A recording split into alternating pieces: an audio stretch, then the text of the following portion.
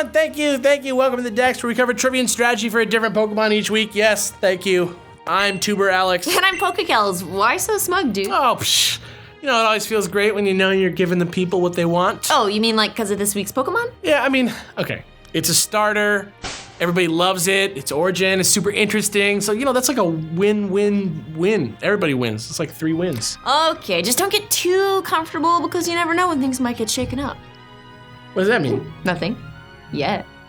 Yikes, that sounds ominous. Nope, it's Swampert. Oh, right.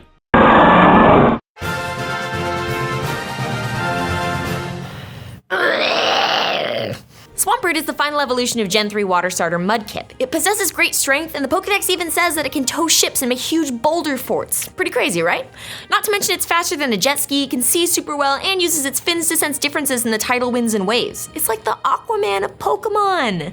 And contrary to their name, Swampert actually live and make their nests on beautiful beaches. And when a storm is brewing, it piles up those boulders as a way to protect its young. In fact, that's where Swampert gets the second half of its name, Rampart, which refers to a defensive bank or wall. It's also important to remember that Swampert's species name is the mudfish Pokemon, in reference to a group of real-life fish that all have lungs and are obligate air breathers, which means that they have to breathe air. They also have a very bony, rigid mouth with a powerful bite, and weirdly, a single caudal fin where most fish have pectorals. Look, it looks just like Swampert's tail! Not that Swampert really looks anything like a fish, mind you, but I guess that's okay because sometimes mudfish are also called salamander fish. And if you kind of think of Swampert as a gritty reboot of that kind of idea that's leaning pretty hard on the salamander angle, you wouldn't be far off. Yeah, man, it seems like a stretch at first, but I kind of buy it, actually. I mean, like, look at these salamanders from the family Serenidae. Those are straight up Swampert cheek spikes. Don't even try to tell me they're not. Okay, fine, I won't, but that doesn't mean there's not a whole other side to Swampert's design that ties it all together in a neat little bow. Oh, don't get me wrong, I'm all over that, dude. Yeah? Yeah, in fact, I'm just gonna go ahead and call it. Gear up, troops, it's time for Ninja Warrior. Come on, what? That joke doesn't even make sense this time. Fine. All right, Pokemon soldiers, then.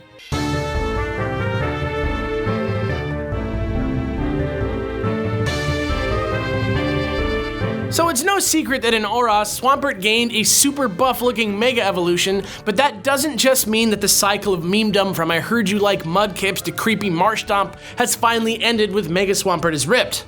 His new muscles also make him a perfect living shield. Yeah, like just imagine Swampert locking his arms in, not just to make a wall out of boulders, but to actually become the wall himself, just to save his baby Mudkip friends. And he totally would too, because Swampert just gives good guy vibes 100%. I love Swampert, you guys. Yes, yes, yes. So that's when we realized. Swampert's head fins do kind of look like the helmets of a Trojan or a Roman. So then, like, what if that's the missing key? All this talk of building impenetrable walls, so what if Swamperts are based partially off the phalanx? The phalanx is a military formation with roots in ancient Greece, where soldiers bunch together using their shields as walls and covering as they advance across the battlefield. Can you just imagine old Mega Swampert doing the same thing with his big ol' arms? Yeah, but don't think it was a totally defensive position. Once a phalanx started advancing, any sort of aerial missile would bounce right off, and the soldiers in the middle of the phalanx carried long spears to skewer their opponents and break through before they even had a chance to defend themselves. This is reflected pretty well in his Mega Evolution too, as he not only gets a big boost to his attack stat, but also in physical and special defense. It's a symbol of the strength of the phalanx.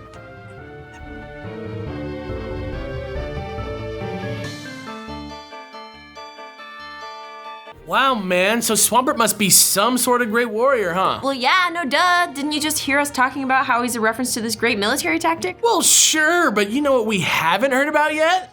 Some Gen 6 Swampert battle strategy? Oh, absolutely. Pokemon, let's get into it. Oh, yeah. I Just went off script. skipped a bunch of stuff.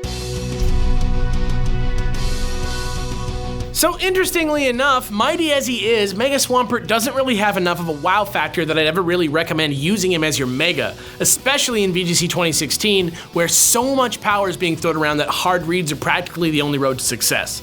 Start with a quiet, non-Mega Swampert and super train it in HP and special attack.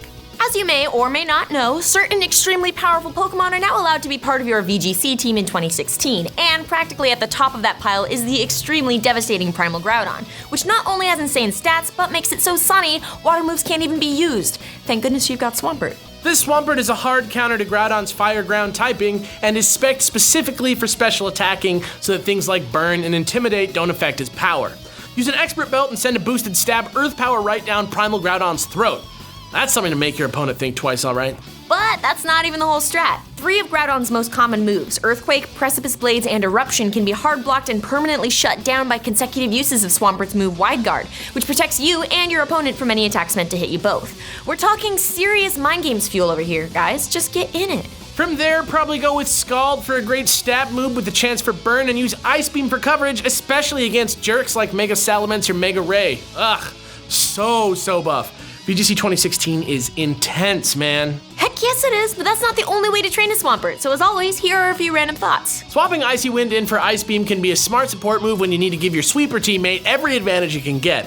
It may be weaker, but there's not many viable moves that lower your opponent's speed like that, so... Also, you can maybe try Mirror Coat instead of Ice Beam. Swampert's typing makes it pretty resilient out on the battlefield. With so many powerful special attackers on the scene, you'd be surprised how many times you can pull out the KO. And finally, if you're also a little worried about Geomancy Xerneas, maybe swap out Scald for Sludge Wave.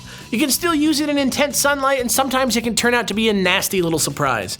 I hope at least once you get to know the smug satisfaction of causing someone to rage quit through sheer preparedness, it's one of life's little great pleasures. And that's it, Swampert, Aquaman of the Sea. How did I mess this up?